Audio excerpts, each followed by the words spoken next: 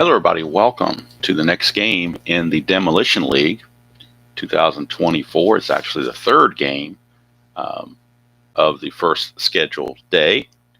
And since I finished the Sparky Bowl last night on Inside Pitch, my schedule is now pretty much freed up to concentrate fully on Strat-O-Matic. And I'm going to be doing that in two seasons or two different projects. The 1987 American League replay. Hello, Scooney. That, I've had to put on pause briefly, but that's coming back starting tomorrow with 1987. And then, of course, this Demolition League to get me through until 2025 season is ready for Strat to release in February of 26. I'm doing great, Scooney. It's a great weather. It's the last day here in Virginia before the summer heat comes back. So it feels not totally like spring, but definitely compared to most days in August, it is very comfortable. Windows are still open. So the 87 is not a new project. That's an old project, but of course I'll be getting back to that. But now on this Demolition League, I am making a couple of alterations, little tweaks, and that's another thing, another way that this is good because it's prepping me for next year, where I can get next year exactly the way I want it. So I'll probably go through a couple of tweaks in this one just to fine tune things the way that I think it would work best. So we'll see how that turns out. Cool, going to Vegas. Don't lose a whole lot of money. Hopefully you'll come back with more money than you left with. All right, so the game today, the New York Yankees against the Pittsburgh Pirates in Pittsburgh. It is in the Steel City, and decent matchup, 94 and 68. Yankees first place in their division against 76 and 86 Pittsburgh. Now, what I've done is I've gone back, instead of taking the guys with the most at bats and the most whatever, I went back and looked at everybody's opening day lineup, and I tried to go as close to the opening day lineup as possible for all the rosters. So if the guy was on the opening day roster and he's carded by Strat, he's on the opening day roster in this league. If he's not carded by Strat, then I replace him with somebody who came on early in the scene and makes the most sense. So that being the case, Paul Skeens did not join Pittsburgh until May, so he is not on the opening day roster. So there will not be a Paul Skeens sighting here for a few minutes. So, hey Ben, good to see you. All right, so let's go over a couple of the tweaks or things that I'm going to be doing differently. First part is the ballpark effects, or are the ballpark effects. I've decided I'm going to switch over and use the weather effects rather than the standard effects, just so I can get a little bit of variety, and that way we won't know what's going on. So for Pittsburgh, this is a day game in April, May, whatever you want to call it. So we're looking right here, these three numbers right here. 1 to 8 on a D20 is good weather. 9 to 14 is average. 15 to 20 is bad. So let me bring in this real quick. Roll that for the weather. We get a 3, so we have good weather today in Pittsburgh. So with the good weather, that means we're going to be using the top line on the ballpark effects. 18 and 15 are singles, lefties and righties. And for home runs, 10 and 7. So the balls could be flying out of PNC Park today. That's change number 1. Change number 2, and it's something I should have been doing from the get-go, and I did not. Hello, Joel. So we've been doing injuries on batters, but I failed to take into account the injuries on the pitchers. And on the roster sheets, all the pitchers have numbers beside them, and they correlate to roles in Strat, which lead to injuries. So if we look at Pittsburgh, their starter today, Keller, has a 1 by his name. 1 translate, and this is in the rule book. So I'll show it in the rule book. It's at the back of the rule book, the very back of the rule book. Very back of the rule book, right here. 1 translates to a 6-12. So if you roll a 6-12 during the game, then that means Keller is subject to injury. And we go to this chart here, and if we roll a 1 to 6, he will stay in the game. Anything higher, he's got to come out. Do that for both starting pitchers. So now we look at the roster sheet for the starter for the Yankees, Cortes. And Cortes is also a 1. So that means both pitchers will have a 6-12 to worry about injuries. So that's something else I meant to have been doing earlier, and I just didn't do it, but I'm doing it now. So I'm going to go ahead and put a little 6-12 by their names, just to remind me that 6-12 is when they're going to be subject to injury. All right. I think those are the two things that I covered there, or needed, that were changes. Those are the only two changes that I know of as far as I can think off the top of my head. Let me see if I can get this a little bit more steady here without being cockeyed. Okay. I like to tilt a little bit when I'm writing, just so there is going to be a little tilt here at some point.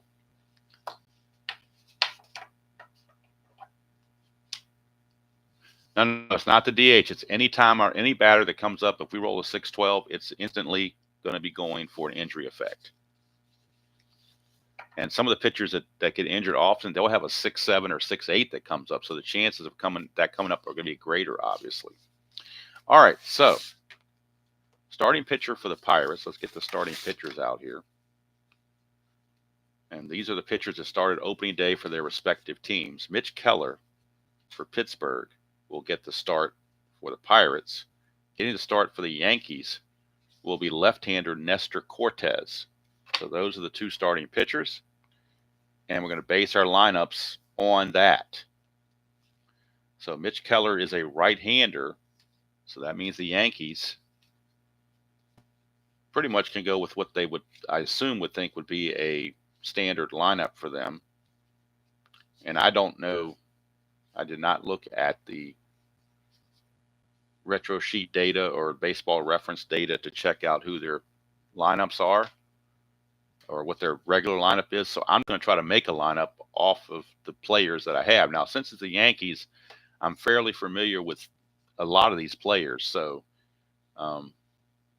hopefully I can do a better job making a lineup than I did in the other games, maybe. So we'll look and see who's got a good on-base percentage for the Yankees. That I don't want to take the power guys, obviously. I want to put them in the power positions. But if some other guys, like say Trent Grisham's got good, he's a good center fielder, but he's only a 290 on base percentage. So I'm obviously not going to use a guy that hit 290 on base as a leadoff hitter. Conversely, a guy like Gleyber Torres, he's got a 330, so he's in the clubhouse with the lead at 330 for the on base percentage. So he might get the call here to be the leadoff man, because I don't see anybody else other than the power guys. I don't see anybody else that's going to top that. So we're going to have Gleyber Torres play second base, and he's going to lead off. Like I said, I don't know who the Yankees use in leadoff most of the time. I'm just going by feel and by the numbers on the cards and who I think would be a good opportunity to do so. All right. Next up, possibly Judge, although you like to have him as a 3-hitter. Boy, that's a tough call. Do I go with Judge or do I go with somebody else and save Judge for the 3 spot? Nope, you know what? We're going to go ahead and use Judge. He's going to go ahead and get in there, and he is going to be in right field, where he's a little more effective defensively. He's a 2, -4, and an E0. So obviously very good in right field. He's a 3, and he drops to a 3 in center field. Not that much difference. All right, and the third hitter is going to be Juan Soto. Of course, I remember him from his days in the Nationals, with the Washington Nationals before they had their fire sale. And he is going to be a 3. Oh, wait a minute. Maybe I'll put him in right field and I'll put Judge in center. Well, because center field is listed to be Grissom, but he hits horribly. Tough call. tough call. I'm going to go ahead and just stay with what I got. So we put Soto in left field. He's a 3, -3, E2, and runs at a 12. Getting clean up will be the designated hitter, Giancarlo Stanton. I know him from being around for quite a while. He is the DH, running at an 8. Boy, slow runner. All right, now is where it gets a little more complicated because now we're trying to fix up everything else. Let's see how we want to play this. Looks like we'll go with Anthony Rizzo. Forgot about him. He's with the Cubs for a long time. He will play first base. 3E5 and a 9. And if this part is boring to you guys, let me know, and I'll make sure I get all this straight before the video starts. But I just thought the first game, especially with new teams and new players that I'm not familiar with, it might be interesting to see a thought process of how I think about things or whatever. Not that that's anything earth-shattering. We'll go with Anthony Volpe, the shortstop, to hit 6th. Volpe is a 1E16, so very good defensively. Not sure about offensively. We'll go with Austin Wells, the catcher. And he's a T10 on his throwing errors. PB2. And he is a 3 -1 E8 with an 11. Tomorrow morning will be the return of the 1987 season, so in case you were curious about that, that will be coming back. All right, we got Oswaldo Cabrera playing third base. Cabrera is at third. He's a 2E15, so pretty good defense there. And then batting ninth will be Trent Grisham in center, and he's a very good center fielder, a 1 -1 E6. So the Yankees have pretty good defense, except for Gleyber Torres. Everybody else is average or above. And on the bench, they have Alex Verdugo, DJ LeMahieu, John Birdie, and Jose Trevino. These are the starting. This is the starting roster for the Yankees in real world, except for one guy. There was a guy named Jones that only had like 15 or 20 at bats and was not carded. So LeMahieu, who did not start on the season opening roster, is here on the roster for the Yankees. He had 201 at bats, and he came along in May, so I figured that's the closest everybody else is going to have. The other guys that came along later came in June and July, so I went with the guy that's going to be there on the get to the roster the most quickly. All right, so that's the Pirates pitcher Keller against the Yankee thing. Oh, now since we got Cortes, now we got the catcher result. We can finish Cortes. Cortes is a -4. Wells is a -1, so that's a -5. So they'll control the running game, and it's a 2 wild pitch and a 2 balk. So that completes Cortes. Hello, Tony. Good to see you. Didn't see you sneak in there.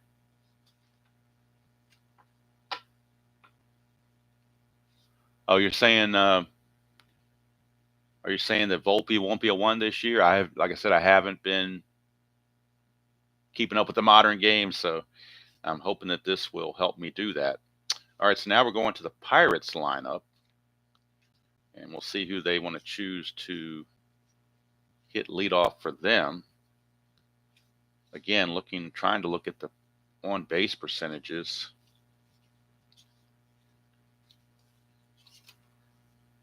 All right. He's got a really good on-base percentage. He's got more power, so I want to hold on to him. I think we're going to go with, it's a lefty pitching, so we've got to keep that in mind. So we're going to try to favor slightly the right-handed batters. So we're going to go with Connor Joe as the leadoff man let's see. Do we do him in right field or do we do him in first base? First base, he's a 4. Right field, he's a 3. Let's see how they want to play that. Could have other guys that play in the outfield, possibly.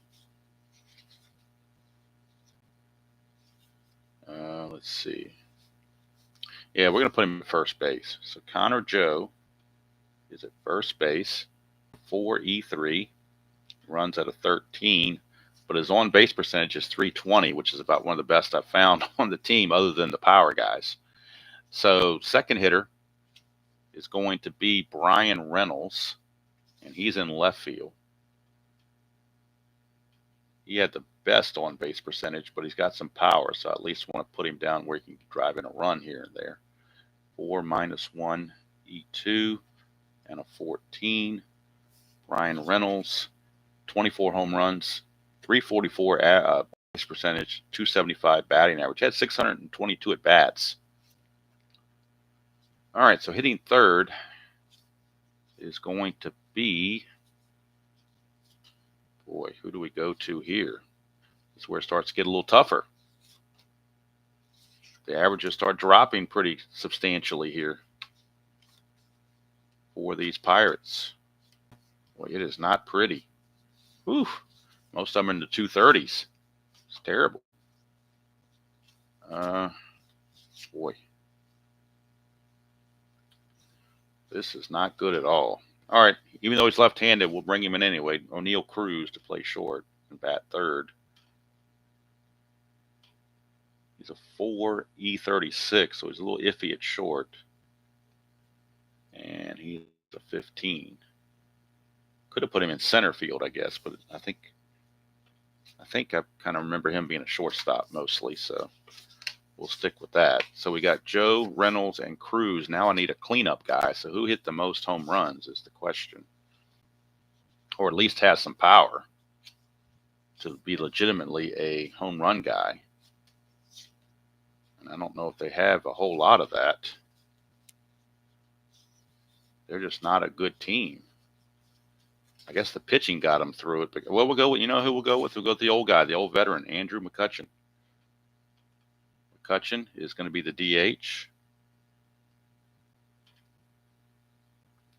Running that at 12. But McCutchen had 20 home runs. Even though he hit 232, he had 20 home runs with a slugging percentage of 411. So that's good enough for me. I'll go with that.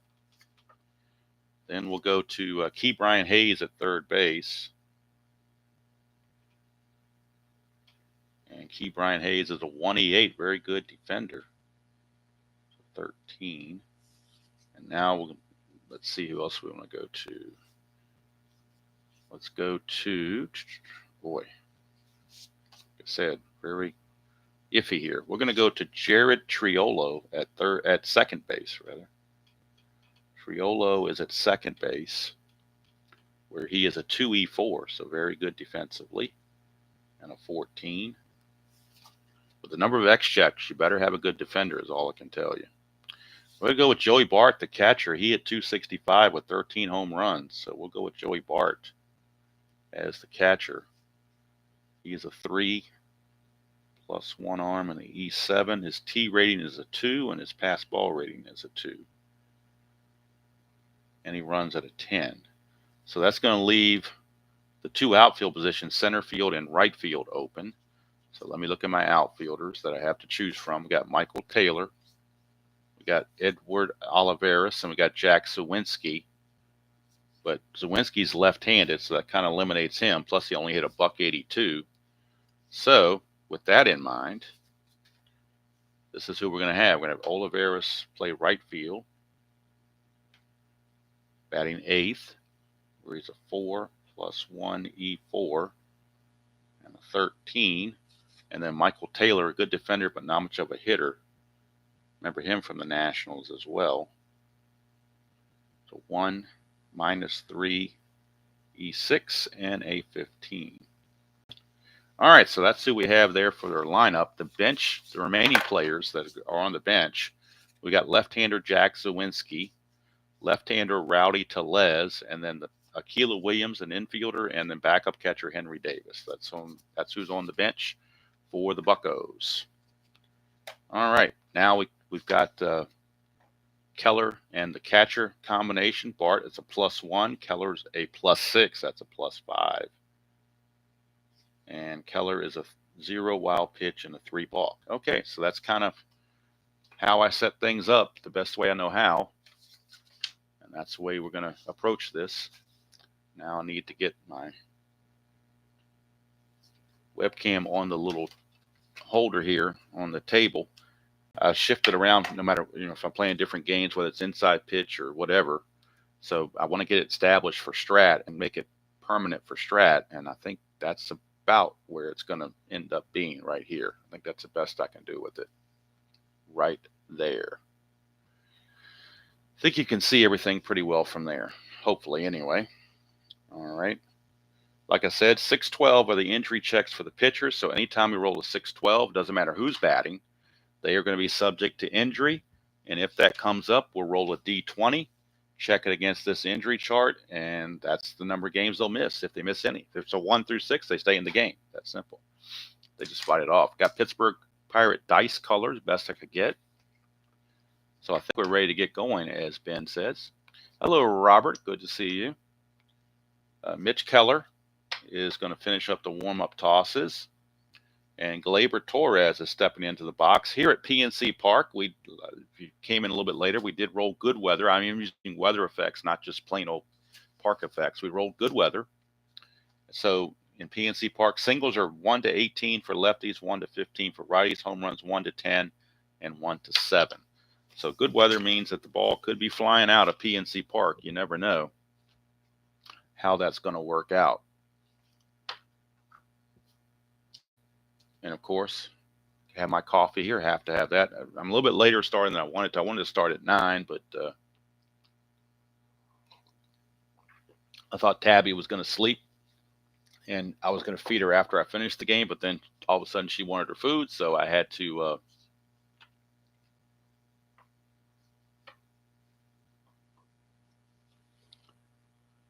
Ben, I am going to be using the full injury because I've got so many players that I want to be able to get involved in this thing. Well, this is the same thing Tabletop Earl, Tenacious Earl went through, where he thought about doing 1/3 of the injuries, cut him down by 1/3. But actually, I'm not in this league. I'm even less than 1/3 because I'm only going to play 36 games. So, I don't know if that's a 2/3 or whatever, but what I'll probably do for pitchers is, to make it more realistic, I think, is if they get injured, they miss a start. I'll just put a blanket on it. If they get injured, they have to come out of the game they're in, and they will miss the following start. So that way it makes me have to bring in somebody to relieve them. But I don't want to miss them the whole thing. So, but realistically, 36 games and you got 5-man rotation. I'll probably cut it back to a 4-man rotation and use the 5th guy to cover injuries. But you're talking not very many start chances to begin with. So it's a work in progress. Now, of course, for next year, I'll have the full 54 games, so that'll be a little bit different story. But I don't know, it's still a work in progress. I haven't had an injury yet, so I'm going to have to come to that bridge when I, cross that bridge when I come to it, so they say. But I do need to think, it is something to think about, because once I pick one way to do it, I need, obviously need to stick with it. So we shall see. All right, so Gleyber Torres against Mitch Keller. And game 3 of the Demolition League is underway. 3-7. Keller is a right-hander. That's a base on balls for Gleyber Torres. So how about that? I picked a leadoff guy that drew a walk. Maybe I got something right there. But then again, maybe just got lucky too. Torres is not much of a threat to run. He will not be held. But leadoff men to me are getting on base. It doesn't matter how fast you run if you can't get on first. The old expression is you can't steal first base.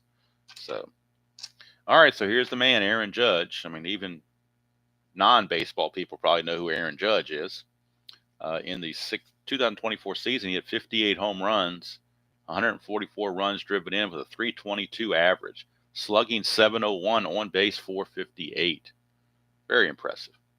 All right, havoc roll. Nothing happening. We have a 5-11 on Keller, and that is a strikeout. So Keller puts the K on Aaron Judge for out number 1. And that brings up Juan Soto, former National. Juan Soto.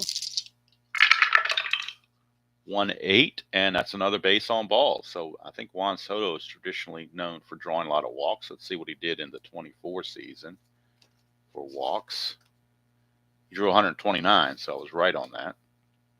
All right, so 2 on, 1 out, and Giancarlo Stanton, the designated hitter, is stepping to the plate. 3-8, and that's going to be a strikeout. So how about that? We got walk, strikeout, walk, strikeout. No one's put the ball in play yet. All right, here is Anthony Rizzo. And no, in case you're wondering, I will not do any John Sterling calls. You're free from that.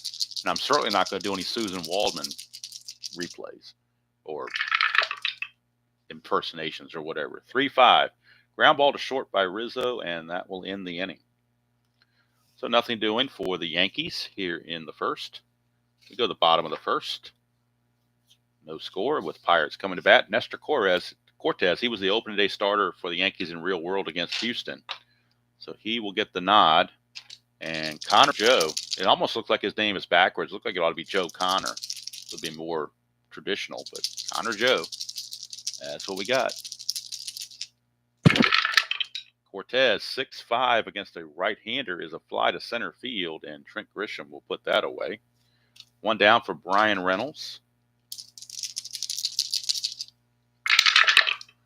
He's a switch hitter batting right-handed, 6-4. Fly ball center field X. We're looking at Grisham. He's a 1, so we know he's going to get to it. We're just checking the error, E6.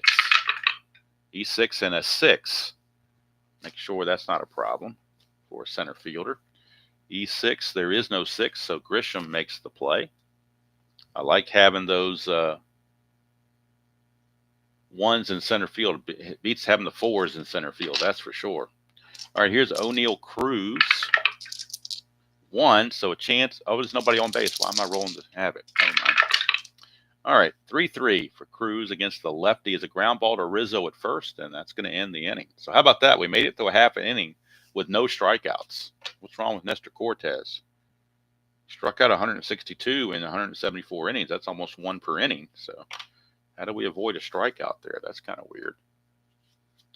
All right, here is Mitch Keller back out, and he will be facing Volpe, Wells, and Cabrera.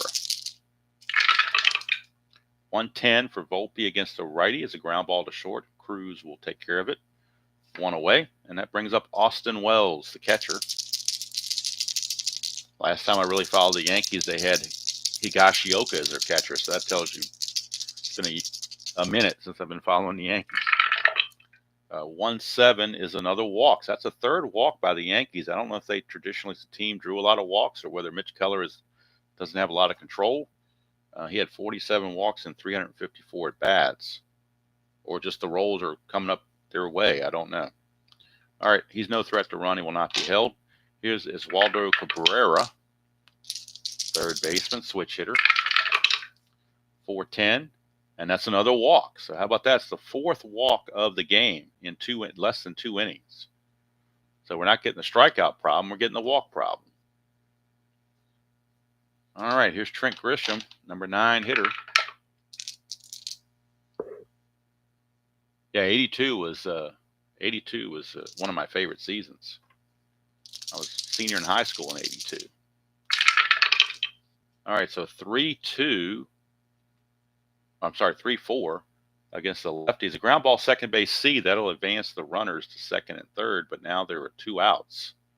And it's going to be up to Gleyber Torres to get the run home. Torres walked his first time up.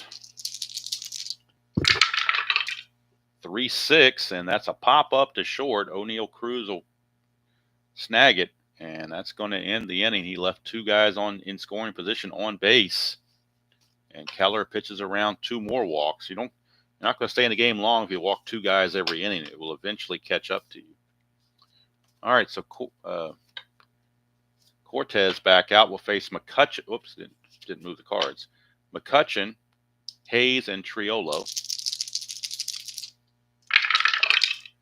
1-4 against the lefty is a fly to center, and that's 1 away. Bring up Ke'Bryan Hayes. 3-2, and that's going to be a split chance. 1 to 12 is a single. That's a 3. That'll be a base hit. Base hit for Key Brian Hayes. He can get the lead on a 7. See if he can get the lead. Does not get the lead. He will have to hold.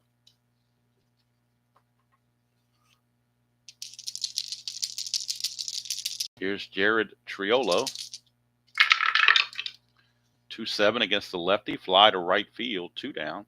Hauled in by Judge. For the catcher, Joey Bart.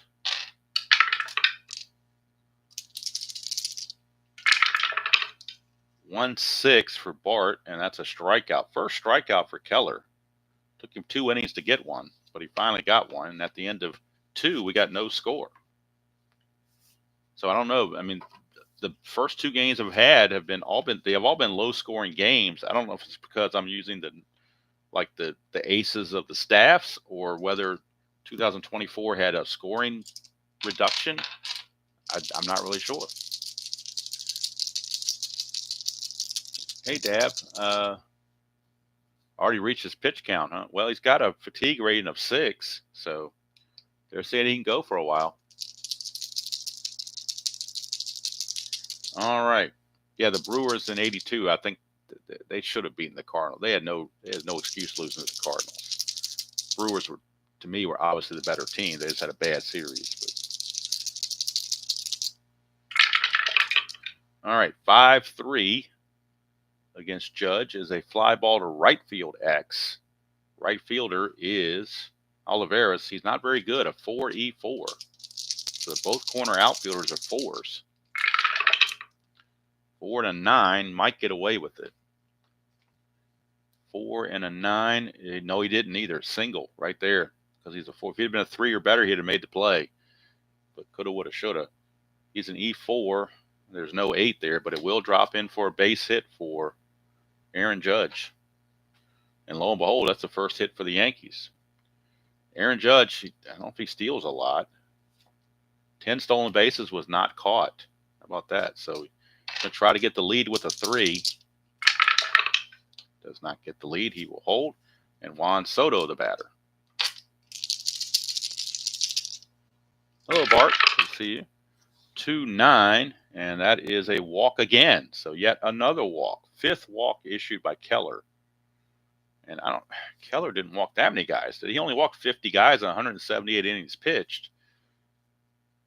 But I'm guessing the Yankees just drew a lot of walks, maybe. I don't know.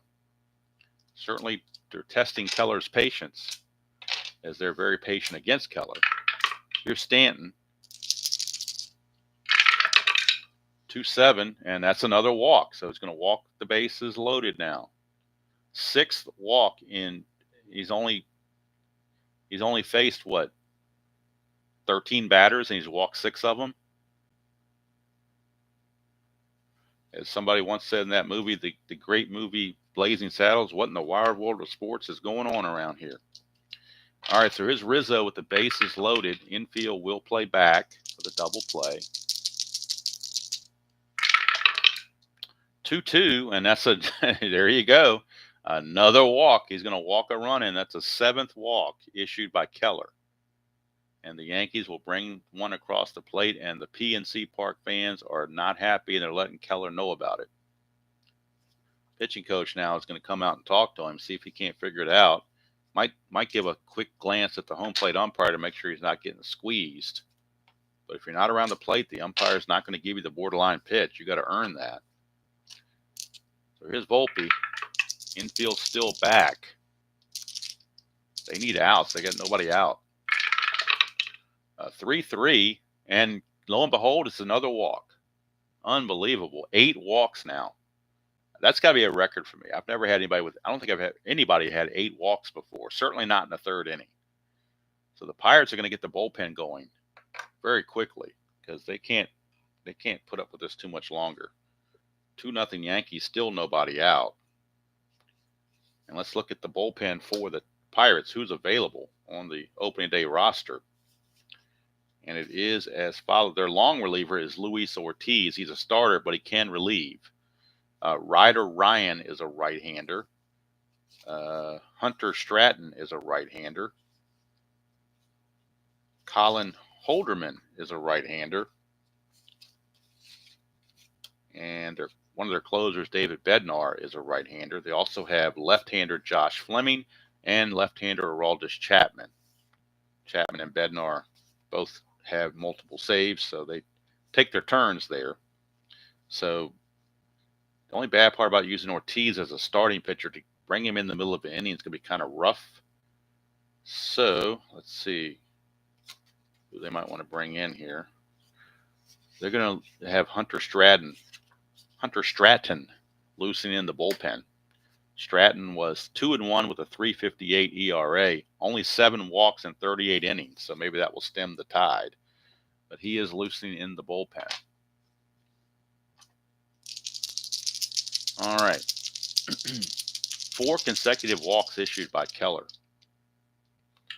And they can't visit him anymore. If they do, he'll have to be pulled. So here's Austin Wells, infield, still looking for that elusive double play. 3-9, and that's a 1-8 single. That's a 7.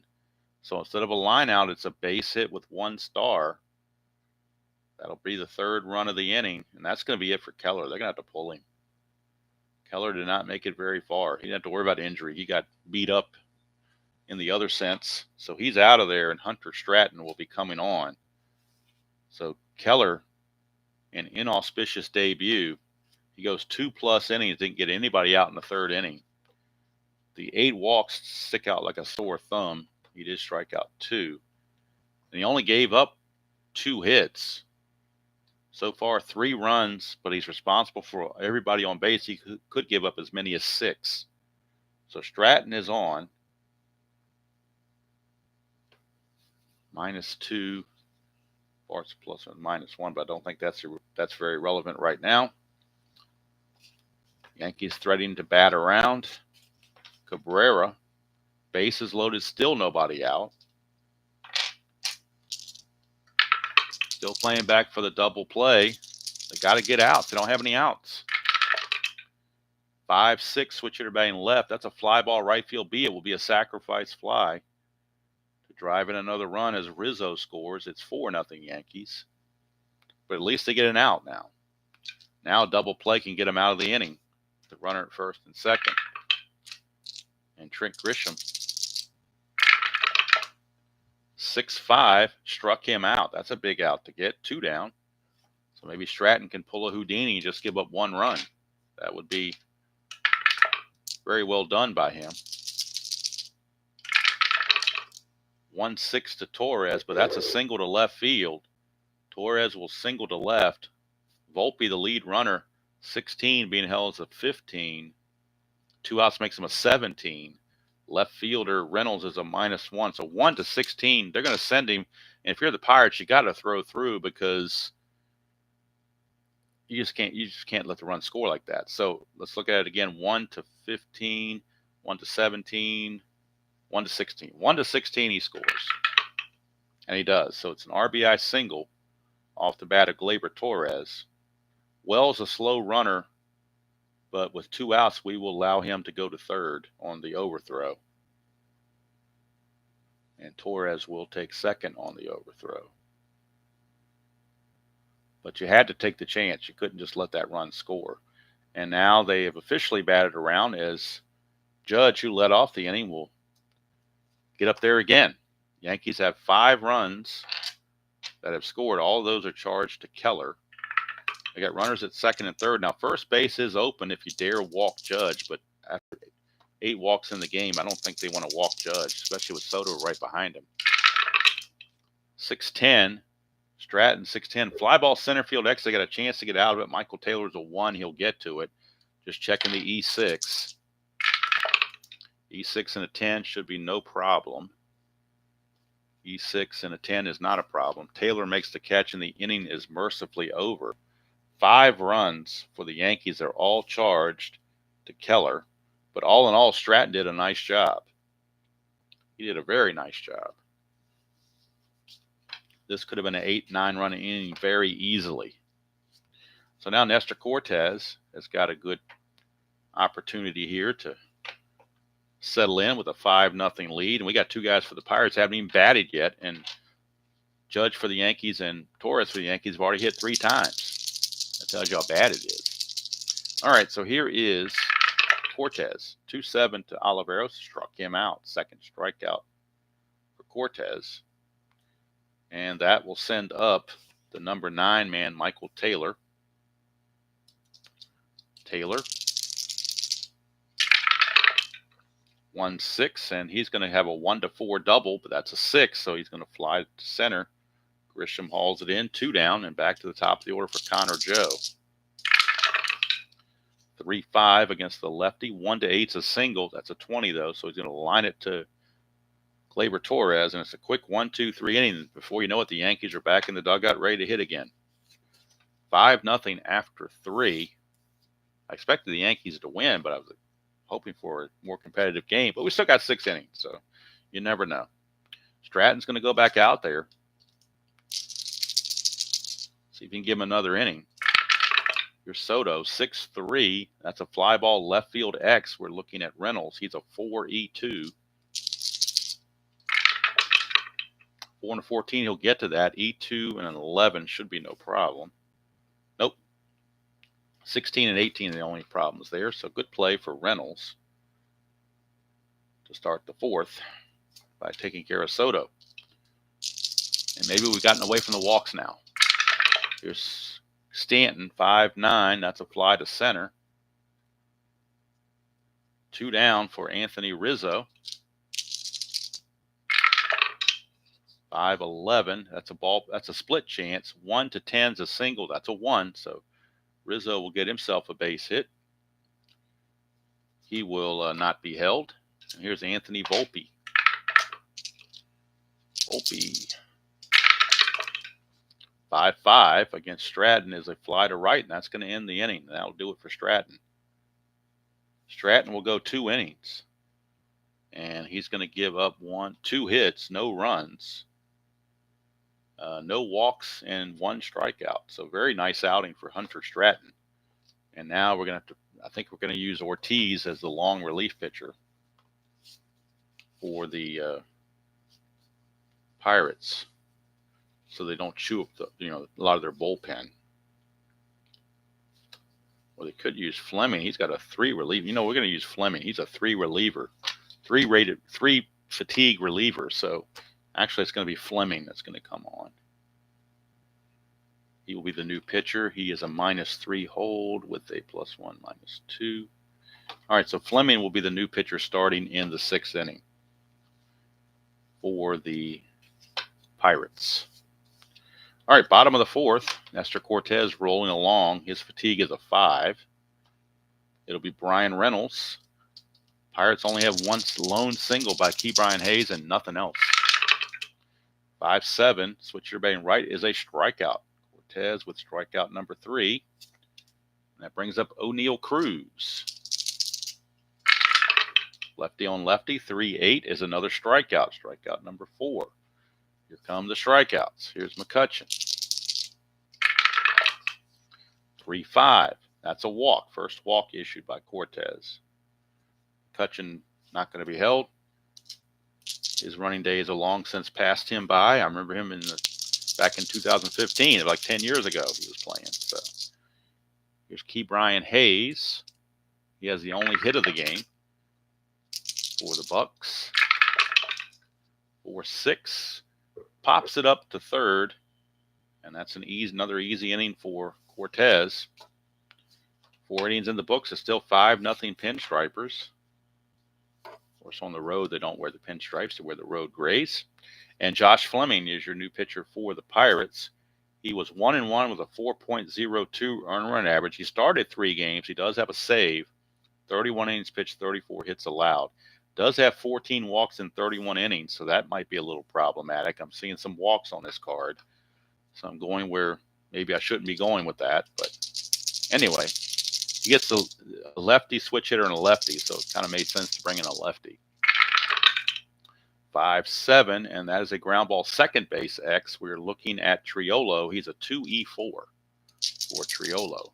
Whoops, dropping my dice around here. 2-E4. 2-11, he'll get to it. The E4 for second baseman, and that is a total of 11 as well. There's a 14 there, but no 11. So good play for Triolo. And this is the 5th inning. I've got to move all the innings one line over because of the batter round. So Austin Wells retired, and that brings up Cabrera. Cabrera 0 for 1 with, or actually 0 for 0. He's walked and had a sacrifice fly. He has not had an official at bat yet. 4-11, switch hitter batting right-handed. Ground ball to second. Now he's got an official at bat, and he grounds to second for out number 2. Brings up Trent Grisham. 3-7, and he will fly to center to end the inning. So good start for Fleming. He avoids the walks and doesn't give up anything. Bottom of the 5th. I know this is riveting television or YouTubing for all you out there watching modern baseball. But like I said, I'm trying to learn the game. And if it frustrates me too much, I will say this. If I do this league, or if I, keep going with this league, which I will, but if it gets to the point where it's just getting to be painful, then next year I will do I'll pick a different year to do a demolition league. Maybe I'll pick something like, 2019 or 2017 or something like that. Something where there's enough player activity to make the roster changes, but where the game is not, it's still a little bit more viewable, so to speak. All right. We'll see what happens with that. All right, here's Jared Triola. 1-7, and that is another strikeout. Strikeout number 5 for Cortes. Brings up Joey Bart. 5-10, and that is a walk. Second walk issued by Cortes. Brings up Edward Olivares.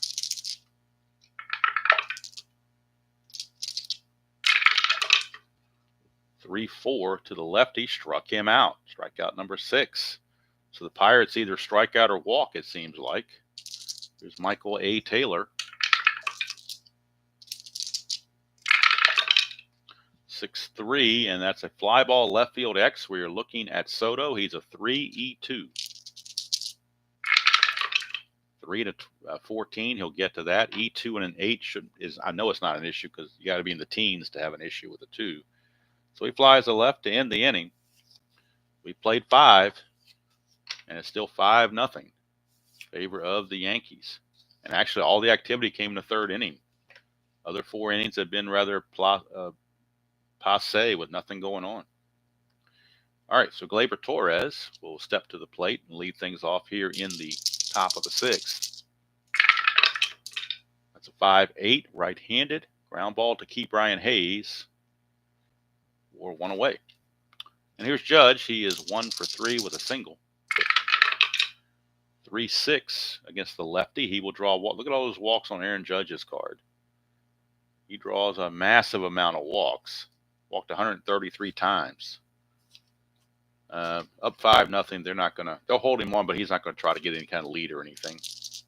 Here's Juan Soto, lefty on lefty with Josh Fleming. And I've never heard of Josh Fleming. I just looked at his numbers and decided to use him. 3-11, and that's another walk. Soto draws a walk there. So that's 10 walks drawn by the Yankees. And we're only in the 6th inning. Even for a full game, that's way too many. So we're in the 6th inning, and they've gotten 10 walks. So here's Stanton, 1. So we're looking at the wild pitch. He's a 6.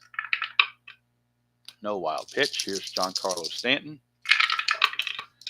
4-8, and that's another walk. So now Fleming has walked the bases loaded.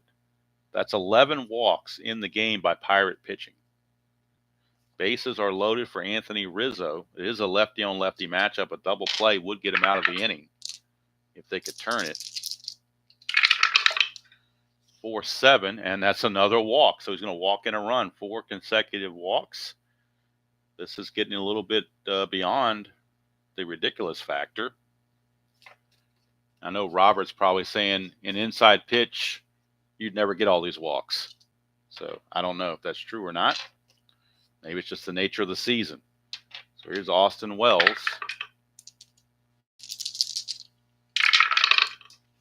210 for Wells, struck him out. That's the second out of the inning. They weren't that bad. They were 76 and 86. They're only 10 games under 500. You win 5 more games, you're a 500 team. So it's not like they're horrible. Maybe they're horrible unless Paul Skeens pitches. Maybe that's the only thing. Maybe I should have broken my rule and had Paul Skeens pitch the opener or something. I don't know.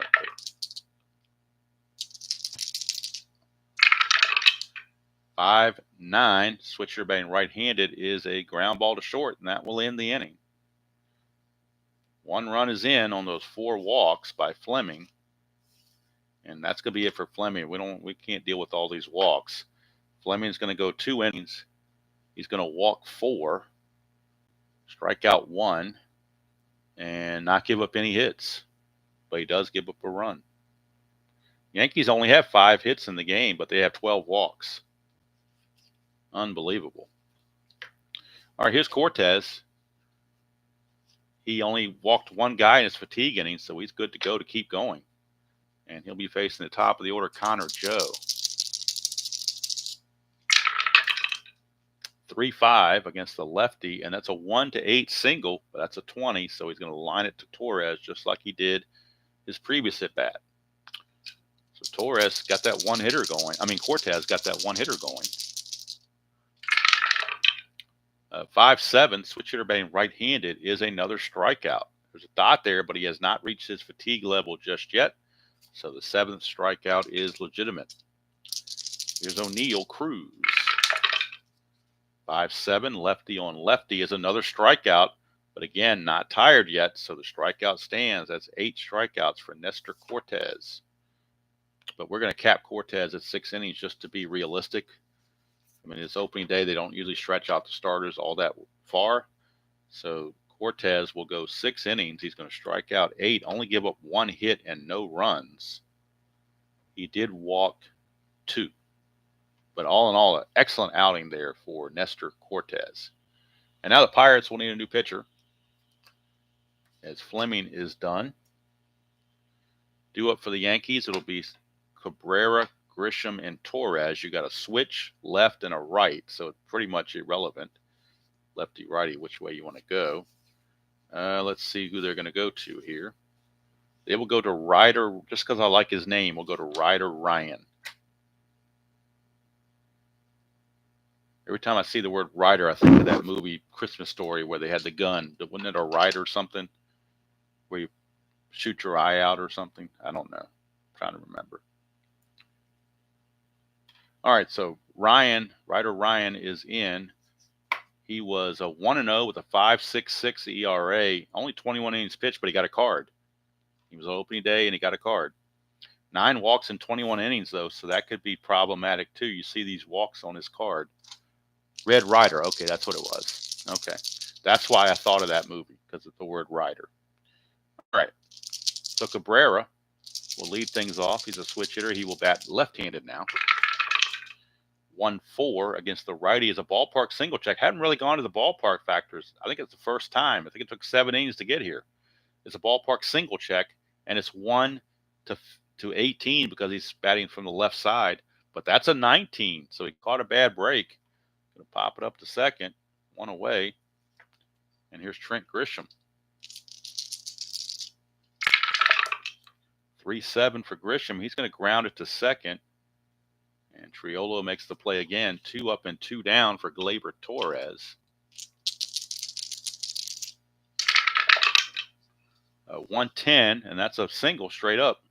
There is no clutch effect going on right now. Straight out single for Torres. He will not be held. And here comes Judge. I know there's a pun in there somewhere about here comes the Judge, but Flip Wilson's not around. So 5-7, and that is a strikeout to end the inning. So nothing doing there. Ryder Ryan can go 2 innings, so that's another reason why we're using him. Try to stretch this bullpen a little bit. And we go to the bottom of the 7th. The Yankees will need a new pitcher. Let's look who they have in the bullpen. From the right side, they have Jake Cousins. They have Clay Holmes. They have Luke Weaver. They have Ian Hamilton and Tommy Canely. From the left side, Caleb Ferguson, who will later go to Houston, and Victor Gonzalez. So we got our choices there. McCutchen, hey, all righties coming up, so we're definitely going to the right side to bring someone in. And let's see who they're going to bring in. Looks like Luke Weaver will be coming on for the Yankees. Luke Weaver is a -5 hold. Wow. Pretty good hold rating there for Luke Weaver. And he'll be facing Hayes and Triolo for the Pirates. What was the 1-9? Did I miss something, Ben? Did I misread something? Or is that about something else? I'm confused. All right, I'm going to keep going because it's 6-0, and we need to get this game through.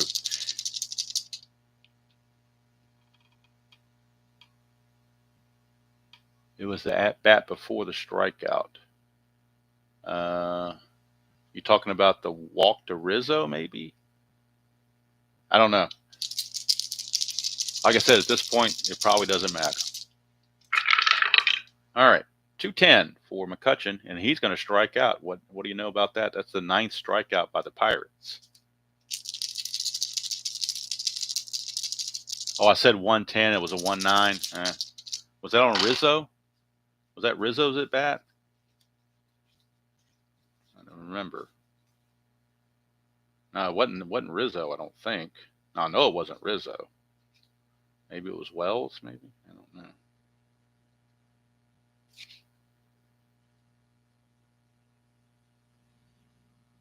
Oh, I said 110 and gave him a ground ball to short.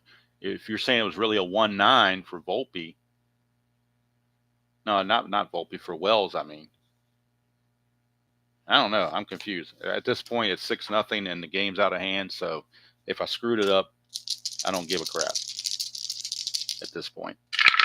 It's irrelevant. 6-8. That's another walk. I do care in general about messing up, but in this particular game, I don't care.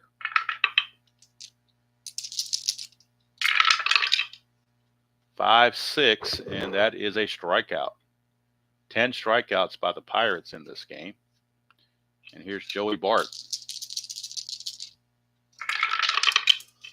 2-7, and that's going to be a ground ball to short, and that will end the inning.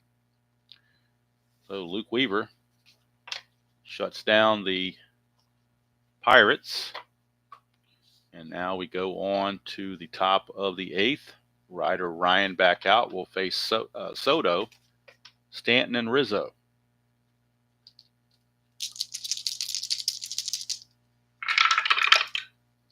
.612, and you know what? I keep forgetting to check the injury on these relief pitchers that are coming in. So let's look at Ryder Ryan if he's on the roster here to give an injury effect.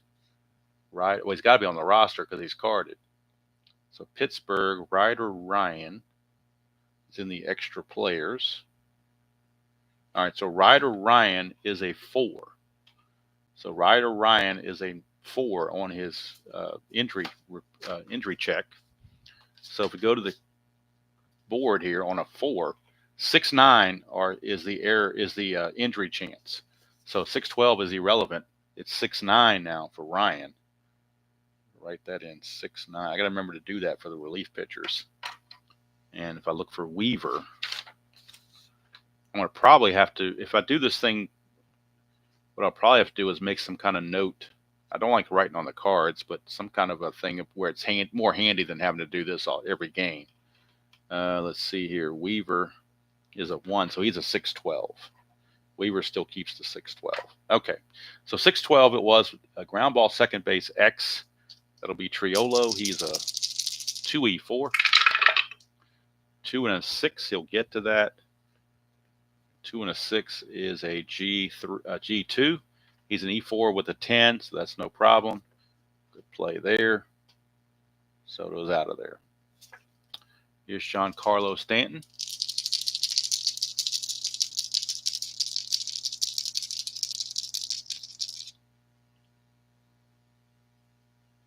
Oh, he would have had a double, Torres? You're talking about this roll right here. Okay. Let me look at Torres' card.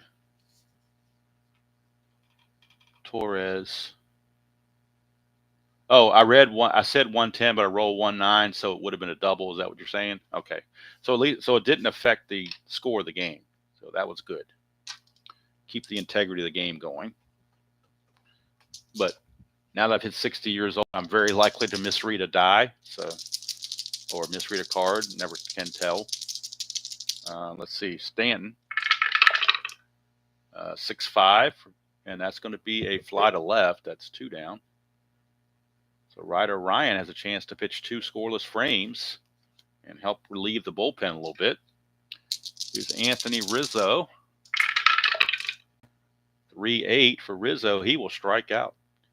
And that's going to do it for Ryder Ryan. He's going to go 2 innings. So each of these pitchers has gone 2 innings. Ryder Ryan only giving up 1 hit.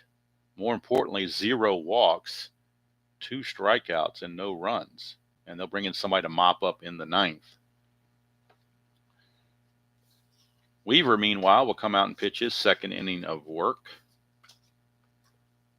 And he'll be facing bottom of the order, Olivares, Taylor, and Joe. But the Pirates, now that we're in the 8th inning and the righty is on the mound, they can go to their bench for some lefties. So they're going to bring in, to replace Edward Olivares, with Jack Sawinski. Sawinski will pinch hit for him. Not that Sawinski's a good hitter, but he is left-handed. So I'm trying to play it like I think the Pittsburgh manager might, going with the lefty. And then he'll stay in the game and play right field with that. Probably get a pinch hitter from Michael Taylor too, most likely, because he's not very good. Let's look at the bench here. Henry Davis is a backup catcher. Rowdy Tellez, Aquila Williams. So I don't think they have anybody. We can move Connor Joe to right. And we still do that. We're going to have Rowdy Tellez is going to pinch hit for Taylor.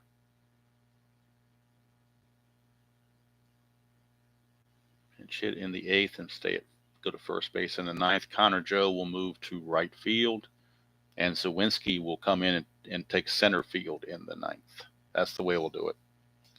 So it'll be Zawinski and Tellez leading off, followed by Connor Joe. And that will leave Aquila Williams and Henry Davis as the last 2 bench players for the Pirates. But at this point, it may not matter. So 2 pinch hitters to start the games or start the inning. Jack Zawinski, a lefty.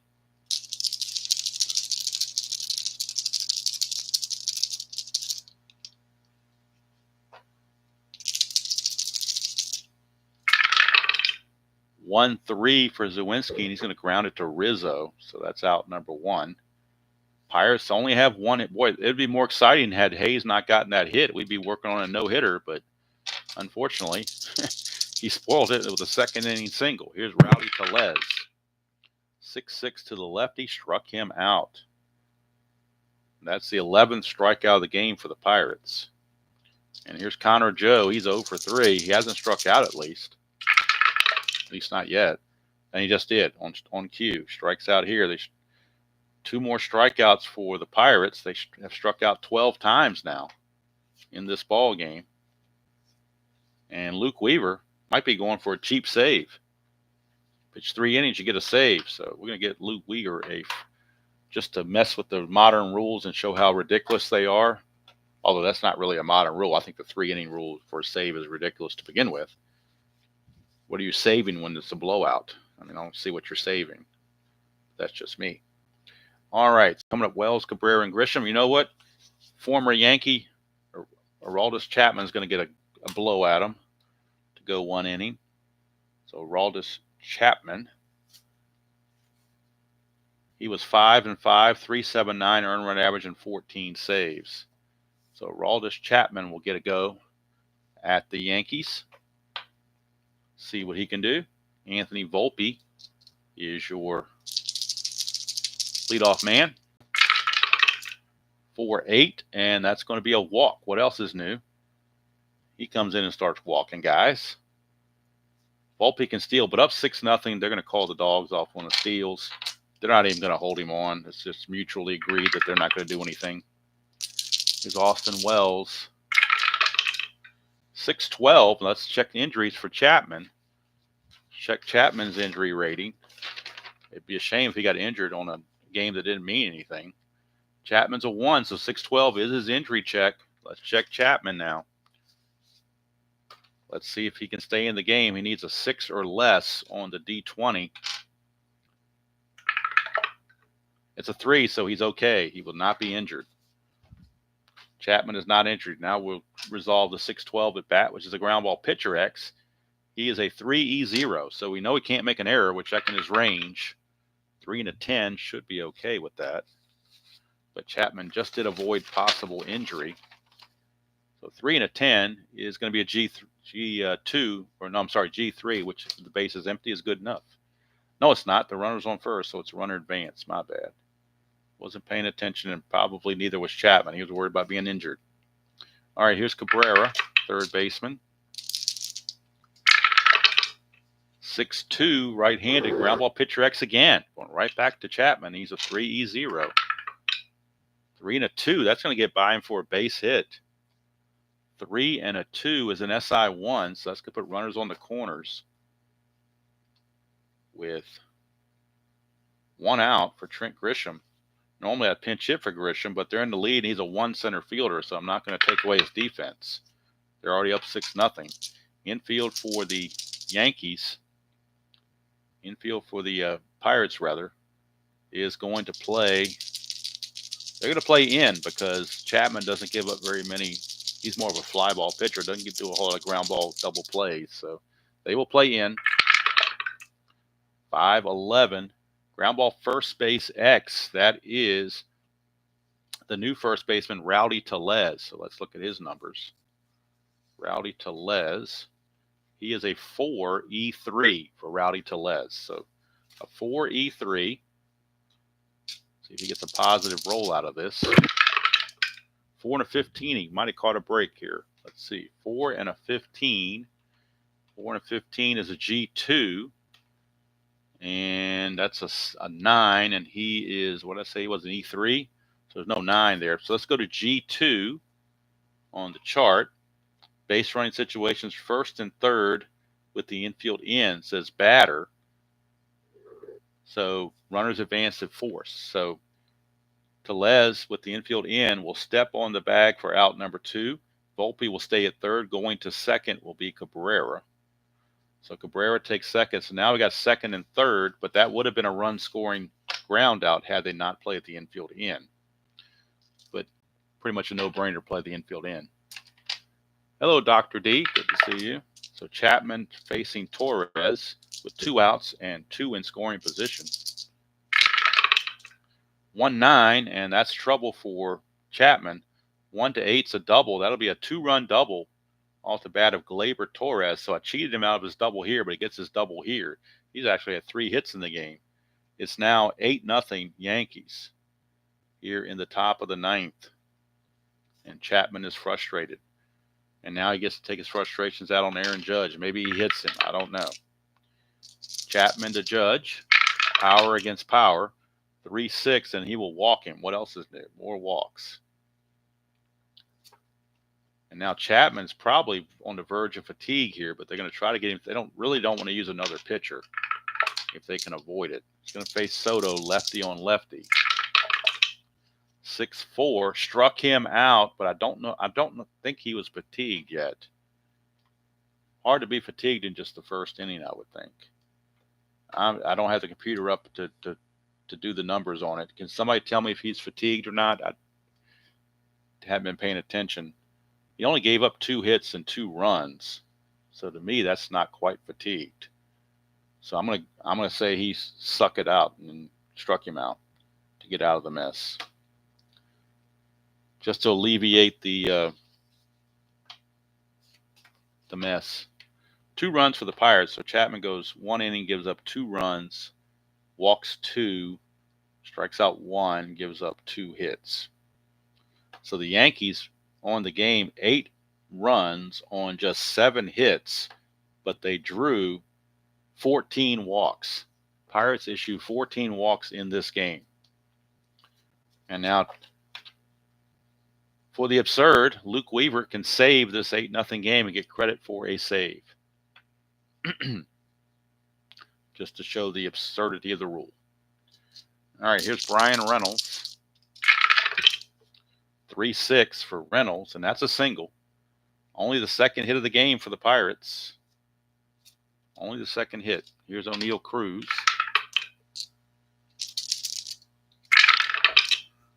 4-9, and that's a 1-3 home run. 18, though, is going to be a fly to right.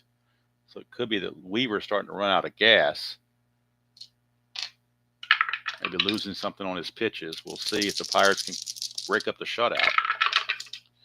4-10, that's a strikeout. Oh, I'm sorry, I was over here on 6-10. 4-10 is still a strikeout. And that brings up Key Brian Hayes. Last man up for the Buccos. 4-3, and that's a strikeout and an appropriate way for the game to end. The game is mercifully over. It is 8-0. I don't think there were any errors in the game. Doesn't appear that way. So Weaver is going to get the quote-unquote save. Cortes the win. Keller the loss. Pirates manage all of 2 hits in the game. They struck out 8, 9, 10, 11, 12, 13, 14 times they struck out, while the Yankees walked 14 times. So that's kind of weird. One team walks 14 times, the other team strikes out 14 times. We were 3 innings pitched, 1 hit, no runs. And let's see. He struck out 6 and didn't walk anybody, according to what he walked 1. I'm sorry, he walked 1. So the Pirates get 3 walks and strike out 14 times with only 2 hits. Go figure. Left on base, just out of curiosity, 1, 2, 3, 4, 5, 6, 7, 8, 9, 10, 11, 12, 13 left on for the Yankees. Pirates 1, 2, 3, 4, 5 left on. So obviously all their base runners got left on, 3 walks and 2 hits. I probably didn't even need to total it. I can just look here and see it. But that's what they call in the old days a butt whipping. Don't know if that's just a bad game for the Pirates, or maybe they need to call up Paul Skeens earlier than expected. I don't know. Hello, T-Break. Cricket League, are you over in England or something? Are you just a fan of the cricket? I don't know nothing about cricket other than it's supposed to be like baseball, but other than that, I know nothing about it. So I went kind of a little bit out of order in the games today, or the games on the schedule, I should say. Technically speaking, I mean, I don't get to be that rigid, just the way the Strat computer lists it. But as long as you play them all on the same day, I don't think it matters. And the more I thought about it, I really kind of wanted to do like I'm doing the 87 and play East Coast to West Coast. So probably should not have played the 2 West Coast games first. That was kind of weird. My next game I was going to play was Minnesota-Miami, but we played this one instead because it's on the East Coast. Next game we'll do Miami visiting Minnesota, and then finish it off in California again with Kansas City and San Diego. Those will be the last ones. Oh, thank you. Appreciate it. Thank you for your kind words. All right, so 8-0 Yankees. It was not good at all. Tomorrow morning, we'll be back to the 1987 replay. So I'm going to bring up the Strat computer and see who, and what I'm going to do on the 87 replay is I'm going to pick, just like I'm going to do eventually on this replay, is pick one game from that calendar date to put on video, like a game of the day, and then I'll play the other ones offline so I can move these things along, and hopefully by February get reasonably close to getting completed. So in 87, we're going to look at the next scheduled set of games for April the 15th. I'm sorry, May the 15th, which is where we're at. All right, we got Baltimore at California, Boston at Minnesota, Cleveland at Detroit, Milwaukee at Kansas City, the Yankees at Seattle, Texas at Chicago, and Toronto at Oakland. And none of the pitching matchups look all that tasty. Actually, the best game I can see out of that roster, out of those 7 games, the most intriguing matchup to me is Milwaukee and Kansas City. Juan Nieves against Danny Jackson. That's the best pitching matchup I see. The only other one that might be a little intriguing is Texas and the White Sox. You got Bobby Witt against Rich Dotson. Otherwise, it's meh, to use a term from Robert from RGL Network. It's very, very meh. Detroit has Eric King as their starter. He's not very impressive. Yankees have Charles Hudson against Mike Morgan. Not all that impressive. Toronto's Joe Johnson against Eric Plunk for Oakland. That's not all that great. Baltimore, Eric Bell against Don Sutton when they play California. Boston at Minnesota is Hurst and Berenguer. That's not exactly twinkling my fancy. So it looks like the next game on the video tomorrow morning will be Milwaukee and Kansas City from Kansas City. Juan Nieves against Danny Jackson. And as I look at the standings in the 87 replay, Milwaukee is in first place in the East at 21-10. Kansas City is 16-15 in third place, 3 games behind the Oakland A's. So that's obviously the best pitching match or best game matchup in the 87 season. So tomorrow morning will be, I don't know, maybe like 8:30, 9 o'clock, somewhere around there. Will be Milwaukee at Kansas City, 1987. So we get back to some hopefully better played games with less strikeouts, less walks, and where the home runs are more legitimate, and the pitchers can go 7 or 8 innings. Like I said, I'm going to stick with this modern thing because I really want to learn the game.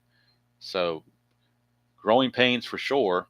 Like I said, it could be, maybe that's just this has got to be an anomaly. I've never had 14 walks in a game. That's got to be a record for Strat. I mean, I don't know if anybody else in Strat had 14 walks in a game. That's just insane. But anyway, so hope you all enjoying your Sunday morning, relaxing with your cup of coffee, if that's your beverage of choice. I got to go down and refresh my coffee. There are 2 more games remaining on the May 14th schedule for 87, so I need to play those offline today and get those taken care of and stats updated and everything and be ready to go for May the 15th. Yes, Dr. D, it is Strat. I remember what Tenacious Earl said. He said it's not real baseball, it's Strat, but it's supposed to simulate baseball. So hopefully we're getting the simulation to be done there. So when I flip this page over for 2024, the next game to be shown, or next game to be played rather, is going to be the Marlins against the Twins. Not a sexy matchup at all, but who knows? That might be the best game of the bunch. We never know. Hard to tell, but that's what's going to be on the agenda. Is Miami and Minnesota. So I'll kind of set that up before I sign off so that you guys can see maybe the process I go through. For those that came in late, I was doing this for the Pittsburgh Yankee game. It is at Target Field, game number 4. Get our ballpark effects for Target Field, which we are using the weather effects. So Target Field, Minnesota. It's a day game because it's opening day. It's going to all be day games. Minnesota. So we roll this dice the D20 real quick. We get a 4, which means we have good weather. So it's 1-12 on singles, lefties and righties. There's 1-12. Home runs are 1 to, where did Minnesota go? Right here. 1-12 lefties, 1-9 righties. So at least I got that taken care of. I like using this old Strat-O-Matic B because it's a pad. It gives me some padding on this loose paper. And I put the loose paper in notebooks so that I keep it all together. We go to our roster sheet for and I did bring up the Twins and Marlins because I was going to play that game originally and decided to do the Yankee game instead, which may have been a bad move on my part as it turned out. So we're looking at the opening day starters, and for the Twins, their opening day pitcher was a fellow by the name of Pablo Lopez, so he will get the start for the Twins, Pablo Lopez. We'll check his injury chances based on the roster sheet. For Minnesota, Lopez is a 0, so he cannot be injured. When you get a 0, you cannot be injured, so he has no worries about that. Miami had a left-handed pitcher named Jesus Luzardo. Jesus Luzardo is going to be their starting pitcher for opening day. He's a lefty. So Luzardo. And let's see what he does on the roster sheet. Miami, Luzardo is a 5. So he's injury prone for sure. So we go to the rule book. I can find out what I did with it. Just had it a second ago. What did I do with the rule book? That's weird. I just had the stupid thing and now I can't find it. Oh, it's buried under something else. Okay. So we said he's a 5, which means he's injured on any roll of 6-8. He's got an injury chance. And 6-8 comes up quite a bit. So 6-8 is the roll chance for injury for Luzardo. So that's something to keep in mind. So right now I don't want to get the Yankees and Pirates mixed up with the Twins and the Marlin players. So I got to move these guys out of the way. All right, so we'll look at the Marlins. Heck, who knows? I might play a doubleheader. If you guys could stand it, I might play one with about a 2-minute break for coffee. Possibly, I don't know. Maybe overkill, so I may not want to do that. We'll go through the Marlins and see who they might be using for leadoff guys. Well, this guy, I know he's a good hitter, Luis Arias. I've heard of him. Because he was like the league leading hitter at one point. He does get traded to San Diego later, but he's going to start with the Marlins.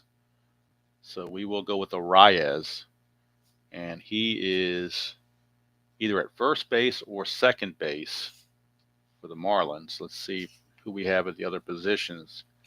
May want to go with, we're going to put him at second base because I want to use Josh Bell at first base.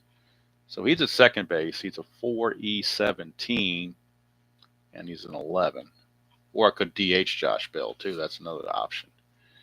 All right, so second place hitter. Who do the Marlins have? And RJL probably knows more about the Marlins than I do, obviously, because he's down that way. Let's see. We're going to go with Jesus. Well, do we go with Jazz Chisholm, maybe? Yeah, we'll go. Why not? We'll go with Jazz Chisholm. He would later get traded to the Yankees, but he starts the season in Miami, and he's going to be in center field. It's a 3-0-E4 and a 16. How many games in the season for this is 36. Each team will play the other 9 teams 4 times, 2 at home and 2 on the road. It's a truncated version of the original 54-game schedule because I just don't have time to play that and get that done by February. I might be able to get the 36 one done by February because that ends up being 180 games instead of 270 games. So that's where I'm going with that, or at least that's what I'm thinking in that area. So coming up next is going to be, we're going to have Josh Bell, the DH. Or do I want to play him at first, take a chance at playing him at first base? He's a 5E12, but first base doesn't get that many X chances. So I could certainly go that route. I think I'll play it safe and play him in DH. He'll obviously sprinkle in some time at first base, but not right now. Cleanup man, we're going to go with Jake Berger at third base. Or he could play him at first base. He's got both of them there. If I have a third baseman to go over here somewhere. I think we'll put Berger at, I think on opening day. I think if I watch the highlights on that, he was at third base on opening day. So we'll keep him there. 4E32 and an 11. Then we've got, let's see, got a Brian De La Cruz. We've got a Jesus Sanchez. We'll go with Jesus Sanchez. He had 18 home runs. So Jesus Sanchez, and he will be a right fielder. He is a 3 -2 E6, and I'm probably nowhere near what the actual lineups were, but I don't care. That's the whole point of this league, is kind of going along and finding your way through everything. We go to Brian De La Cruz in left field.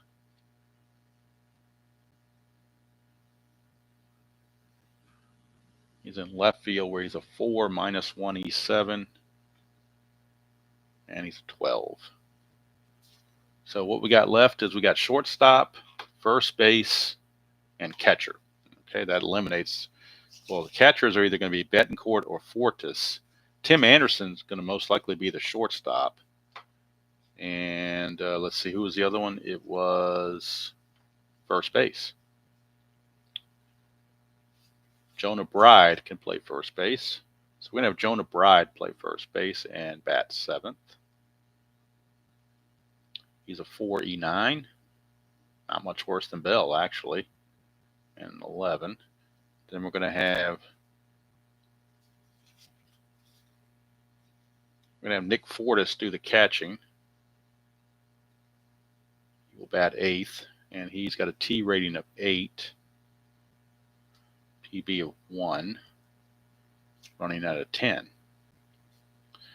And then Tim Anderson will do the honors at shortstop and bat 9th. Former White Sox infielder, remember that name. And a 12. So that is the Marlins, and now we can go to the pitcher, Luzardo. He's a -1 hold. Oh, Fortis, I forgot to write in his defense, didn't I? His defense, he's a 2-0 E4. So he's got a 0 arm, and Luzardo a -1 hold, so he is a -1. 10 wild pitch and a 0 balk. That takes care of the Marlins, and that will leave on their bench Avisail Garcia, Nick Gordon, Vidal Brujan, and the backup catcher Betancourt. So that's who they will have. And now we go over to the Twins against the left-hander Luzardo. So we got to keep in mind that we're doing this lineup against left-handed pitching if you want to try to honor or think about how the managers do lefty-righty splits. Well, I know Byron Buxton usually leads off because I remember that name. He's been there for a few years now, so we'll lead him off. 2 -2 E1 and a 17 in center field. So Buxton will lead off, and after that, now I got to figure something out here. Carlos Correa, we're going to bat him second. I remember him from the Astros. The trash can gang. I don't know if that's, I'm assuming there's no more trash cans in Houston. I don't know. I haven't been following. So I'm assuming they don't have that issue anymore. Let's see who's going to bat third. Who would be a good hitter to hit third? Well, Carlos Santana, I remember him from longtime player. He's going to play first base. Carlos Santana. I think he was with the Indians for a long time. 11. Now I need a cleanup guy. Who hit the most home runs is the question. Maybe that's a good one to answer. We will go with, boy, who's going to hit home runs for this team? Do they have power guys is the question. Not really. Well, Ryan Jeffers hit 21 home runs. He's a catcher, so I'll go with him. And he is a T4, a PB0, And he runs an 11, and he's a 4+1 E8. The next guy, I actually watched the highlights from opening day last year with the Twins played the Royals. And this guy right here, if I can find his card, there he is, Royce Lewis. He got injured. He played opening day and got injured. I think he pulled a hamstring running the bases. He didn't come back until June. So I'm going to play in this game, and then I'm going to remove him from the roster. Or maybe I'll just let him stay there, and his injury will probably come up. See, he's got an injury on his 6. 6 is an injury right here, and 8's an injury right here. So probably just let nature take its course, and he'll probably get injured anyway. But we'll go with Royce Lewis at third base. But it was a shame. I watched him. He was running around second, going to third. I think he pulled a hammy. And I looked at retro sheet, and he was gone from opening day all the way till he didn't come back until June, I think it was. I did a little research, but not much. But I do remember watching that highlight and thinking that was such a bad break he got. All right, with the lefty on the mound, we might want to bench Keller or not. He only had 21% against right-handers. Let's see here. We need a DH. Who could be a good DH? A lot of their batters are left-handed. That's the problem. They're going to eventually have to use a left-hander. They have no choice. So, boy, who are they using as a hitter is the question. Well, this guy is pretty decent. I'm going to DH him, Matt Wallner, even though he's left-handed. We'll DH him. He hit 13 home runs, 259 average. Runs at a 13. So we'll DH him. We'll use Kyle Farmer. I think he used to play for Cincinnati. Second baseman, 3 E8 and a 12. And then we have a Swiss Army knife, Willie Castro. He can play anywhere. They will use him in left field because that's who they got. Wait a minute, am I missing? I got left field and right field to go. Okay, so he's going to have to play left field or right field. And we got Manuel Margot could also play those positions. Actually, he did not play right field. He played left field only. So we're going to use Castro in left field and have to use Margot in right field. I remember Margot with Tampa Bay back in the day. 4 minus 1 E6. Running at a 14. And Castro runs at a 15. And then left field, he's a 3 minus 2 E7. All right, so we got Margot and Castro. And on the bench, we have Max Kepler, Alex Kirilloff, how you pronounce the guy's first name, Julian, and the backup catcher, Vasquez. And now we go to Lopez. He is a -1 hold. Catcher Jeffers is a +1, gives him a 0. 3 wild pitch and a 0 on his balk. So that's how I set that up.